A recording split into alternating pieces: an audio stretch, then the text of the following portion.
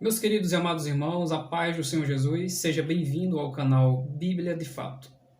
Falando sobre poligamia, o casamento com mais de uma pessoa, em especial o casamento de um homem com mais de uma mulher, nós precisamos considerar algumas perguntas e tentar, através de um ensinamento coerente e bíblico, amenizar aquilo que muitas pessoas têm como polêmica, principalmente na tentativa atual de estabelecer, desfazendo a configuração da família atual com o chamado poliamor, que seria um novo nome dado à poligamia.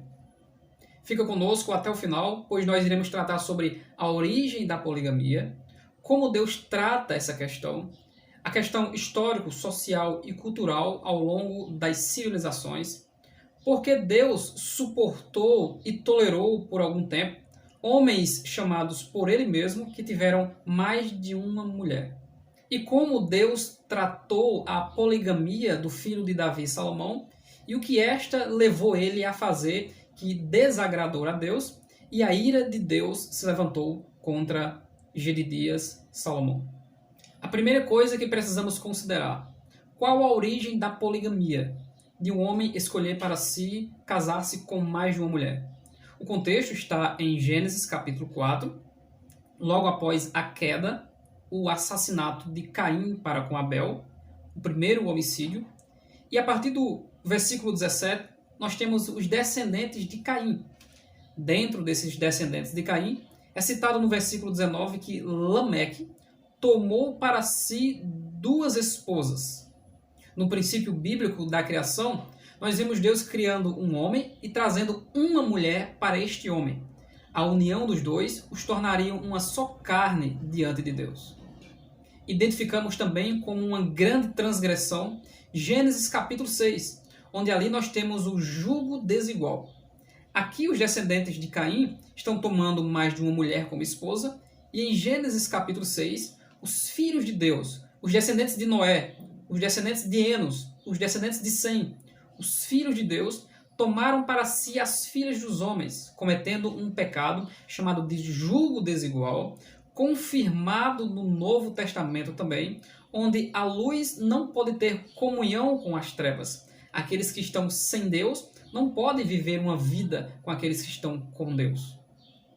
Dando um salto para o livro dos sacerdotes, o livro de Levítico, Deus dando instrução ao anjo do Senhor, ou seja, o sumo sacerdote, que tem nele a lei do Senhor e o testemunho para purificar a nação através dos mandamentos e dos sacrifícios, para que essa nação conquiste as outras nações e não tome para si os costumes das outras nações que levam o povo à idolatria.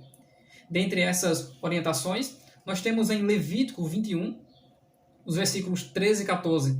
Ele tomará por mulher, que é o sacerdote, uma virgem, não casará com viúva, divorciada, desonrada ou prostituta, mas tomará por mulher uma virgem do seu povo. Ou seja, estamos falando aqui da monogamia, um único casamento que é a origem do plano de Deus, defendido por Deus em livros como, por exemplo, de Malaquias: não seja desleal a mulher da tua mocidade.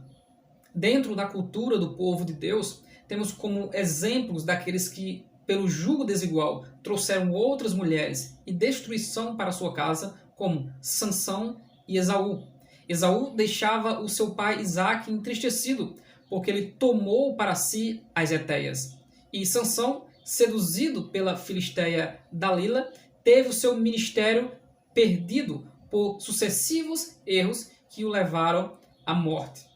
Quando nós falamos sobre poligamia, nós precisamos considerar algumas coisas da natureza humana caída, que não só a poligamia é aquilo que seria mais estranho dentro desse contexto. O próprio desejo do ser humano, que está em pecado, leva ele a, dentro dos seus relacionamentos, ser infiel, procurar o divórcio, procurar mais de um casamento.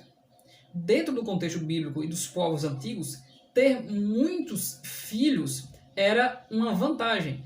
E muitas vezes as mulheres eram estéreis ou morriam no parto ou não conseguiam produzir uma quantidade de filhos que essas pessoas desejavam responder ao inimigo que bate na sua porta.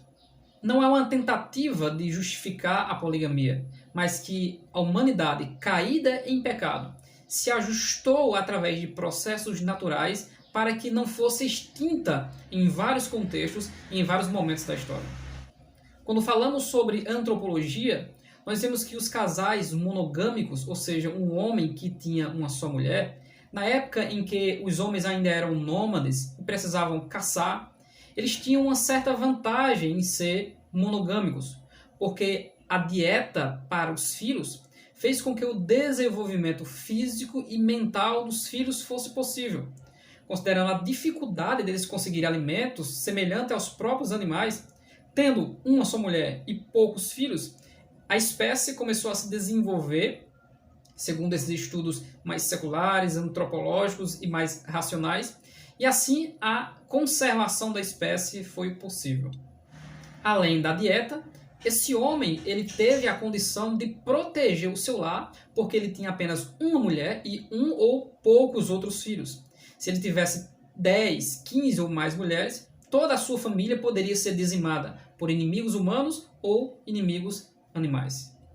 Por mais que a monogamia seja difícil para muitas pessoas sobre a face da Terra, e também, segundo a falácia naturalista, quando queremos comparar o homem ao animal, e o animal tem relacionamentos diferentes também, isso se torna apenas uma discussão que não é tão relevante, pois o ser humano é completamente superior aos animais e a monogamia ela também é desejável. Ela traz uma satisfação, não considerando ainda a parte espiritual, ela traz uma satisfação pela facilidade da administração de todo esse contexto. Então, nem todos os padrões servem para todos os seres, porque são comportamentos diferentes, corpos diferentes, ambientes diferentes. Já a poligamia, ao longo da história, ela é determinada por situações socioeconômicas.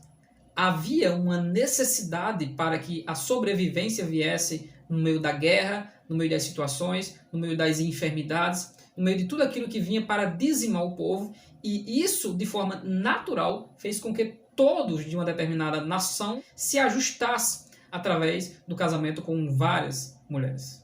Por exemplo, quando havia uma guerra e 6.000 homens saíam para a guerra, a maioria desses homens morriam. Então voltavam 900 homens, 600 homens. E olha a quantidade de mulheres que ficaram na cidade aguardando esses homens para que o seu povo continuasse a crescer. E de forma natural, eles se ajustavam a essa situação para que eles não fossem dizimados. O Brasil, ele guerreou com o Paraguai. E depois da Guerra do Paraguai, os homens do Paraguai foram dizimados. E aí a poligamia se estabeleceu no Paraguai. E muitos dizem que ainda hoje, de forma cultural, ela ainda é muito forte nessa região. Do contrário, eles não poderiam ter sobrevivido a toda essa história tenebrosa que aconteceu com o nosso país. Por isso que a lei de Deus, já considerando tudo isso que acontecia, criou vários estatutos, leis e mandamentos para amenizar toda essa situação, tangendo ou trazendo o povo para mais perto de Deus para a purificação. Havia a lei do levirato, a responsabilidade de um irmão tomar para si a mulher do outro. Por isso, perguntas surgiam a Jesus quando dizia: esta mulher, quando morrer, de quem esposa será? As situações já estavam estabelecidas. Deus, com sua onisciência, com seu poder, está buscando purificar para si um povo. Então Deus está dizendo para um povo que tirou o povo do Egito: vocês não devem ter o costume dos egípcios, não devem ter o costume dos sidônios e dos cananeus, porque vocês são povo propriedade peculiar. Só que os problemas, os mesmos citados, aconteciam. Os problemas das guerras, os problemas das mortes, os problemas da esterilidade das mulheres, e a poligamia trouxe essa salvação fisiológica do povo. A questão moral dos homens que repudiavam e desprezavam suas mulheres por qualquer coisa, levantando assim o documento que é a Carta de Desquite, dando condição para que essa mulher tivesse uma família e não virasse prostituta, e ao longo de um certo tempo a nação fosse completamente extinta. Veja Deus, com a sua onisciência e graça, buscando resolver as questões mais problemáticas. Porém, o princípio de Deus está estabelecido no casamento monogâmico, indissolúvel e heterossexual. Não era uma questão de cobiça ou apenas de ganância sexual, por mais que isso estava estabelecido, e os pensamentos do homem eram somar continuamente. Existiam contextos em que até hoje os rabinos dizem que ter mais de uma mulher causa problema. E aí nós temos exemplos na Bíblia Sagrada como Penina, como Agar. Jacó, que teve 4 mulheres, 2 irmãs e 2 servas. E elas disputavam entre si para ver quem daria mais filhos a Jacó. Nascendo-lhe 13 filhos, sendo uma Diná, os 12 se tornaram as tribos de Israel. E a família de Jacó sempre teve problemas. Em especial, o problema com José, que trouxe providência para a própria conservação de toda aquela grande família de 75 pessoas. Então a resposta à seguinte pergunta: por que Deus tolerou a poligamia? Tolerou para o ajuste de situações sociais que Deus considerava todas elas. As enfermidades, as construções, as leis civis, os inimigos, a higiene.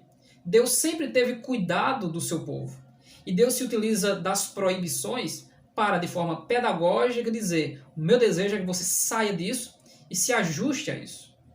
O próprio Deus, com todas as suas leis cerimoniais, civis e morais, disse que sofreu por 40 anos diante de um povo rebelde. O povo não obedeceu a Deus. Por isso Deus permitiu que todos esses desobedientes que não aceitaram a purificação perecessem no deserto por 38 anos, próximo a Cades Barneia, até entrarem com Josué e a nova geração que aceitou esse projeto de Deus através da repetição de palavras, que é o livro de Deuteronômio. E assim o povo decidindo ser fiel a Deus, de glória em glória, buscando crescer na presença de Deus.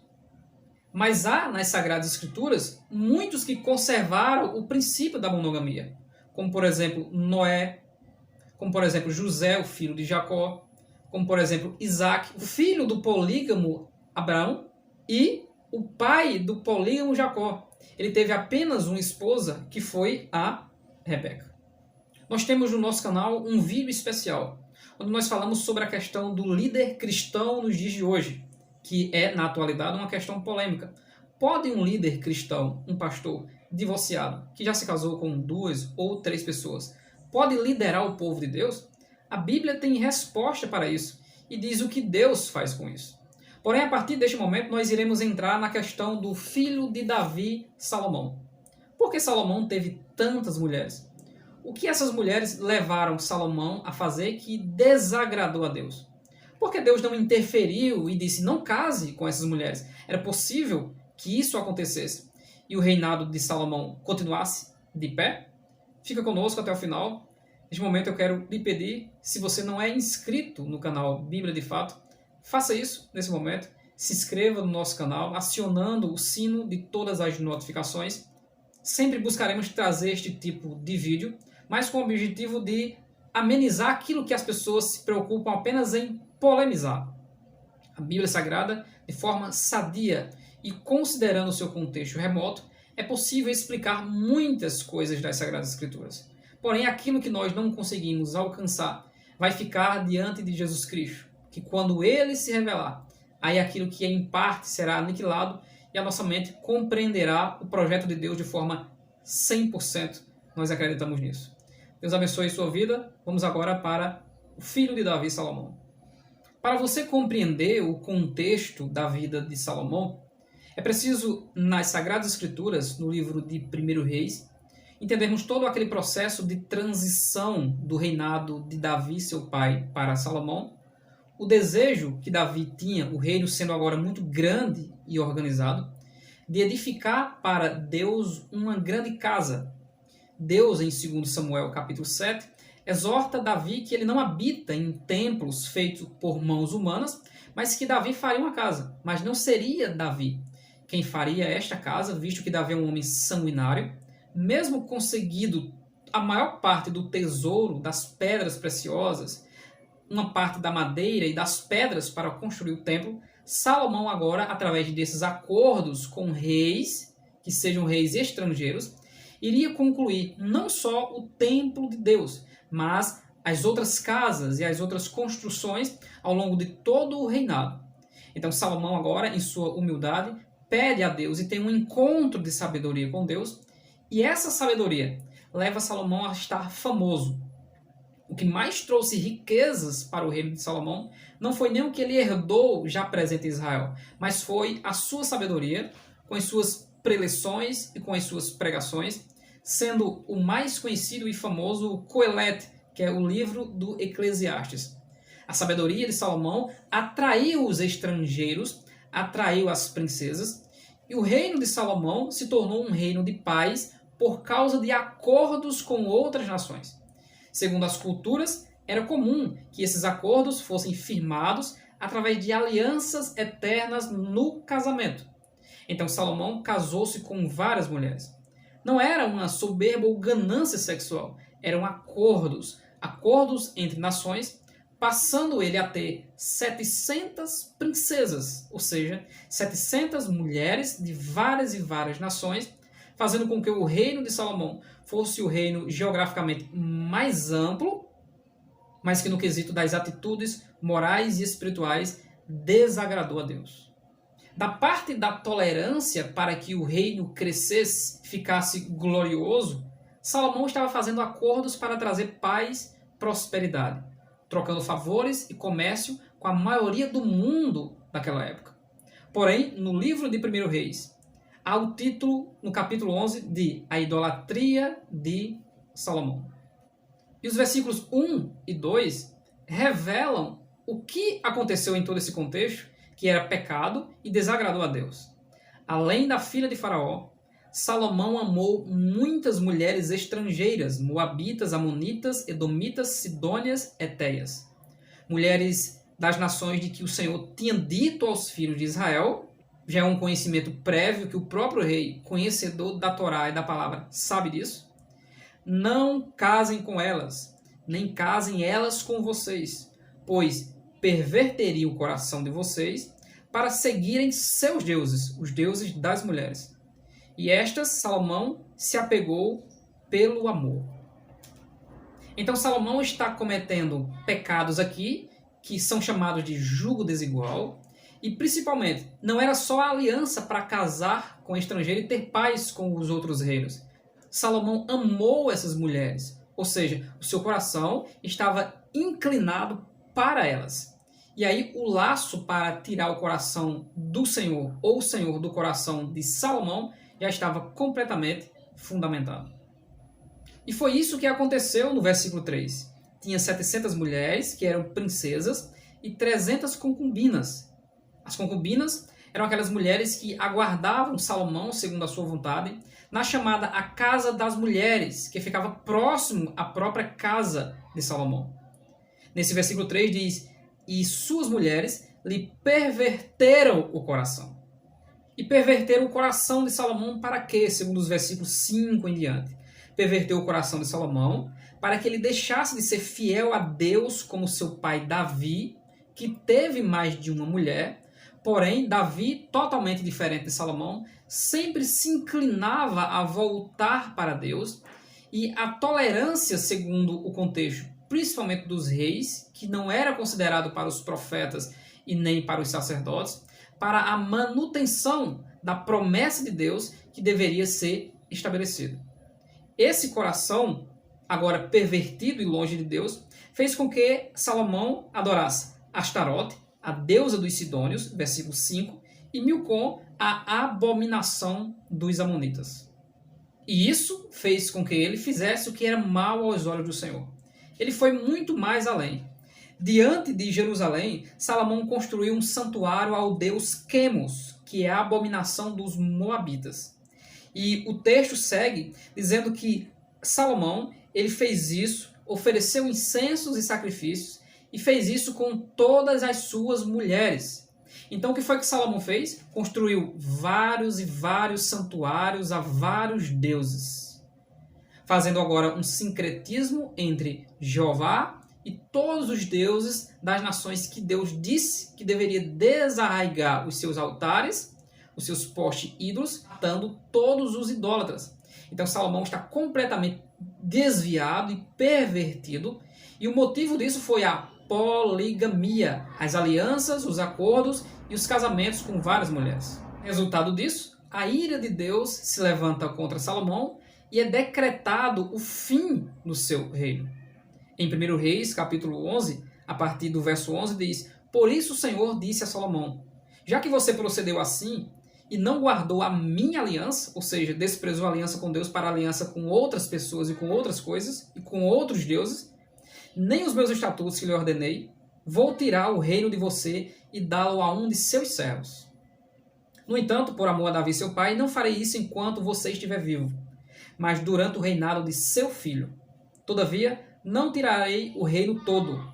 Darei uma tribo a seu filho, por amor a Davi meu servo, e por amor a Jerusalém a quem escolhi. Veja Deus conservando a sua promessa naqueles que são fiéis. Vários reis de Israel foram infiéis a Deus.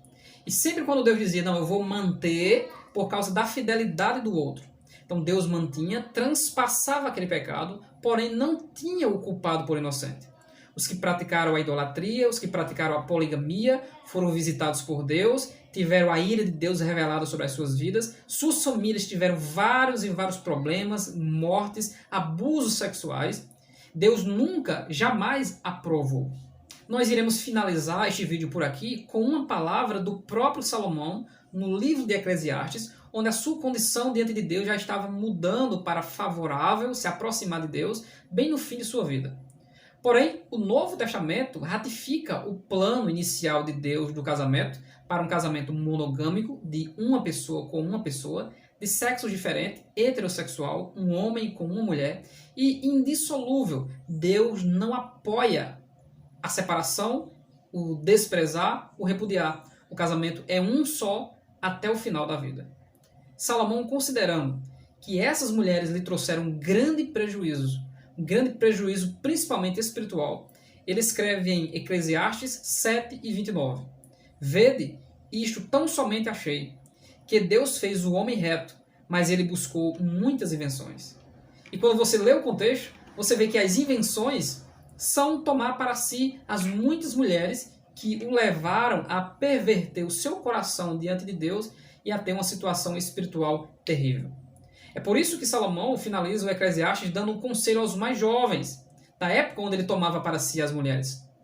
Ele diz, lembra-te do teu Criador enquanto ainda for jovem, porque quando fores velhos, ou seja, deixar para lembrar-se de Deus agora, não terás mais contentamento em seguir ou em servir ao Senhor. Que Deus abençoe grandemente a sua vida. O meu desejo é que esse vídeo tenha lhe ajudado de alguma maneira a tentar se aproximar mais dessas questões. Entender que o plano de Deus continua estabelecido e o que Deus quer para cada um de nós é a felicidade na sua presença. Deus abençoe a sua vida em nome de Jesus.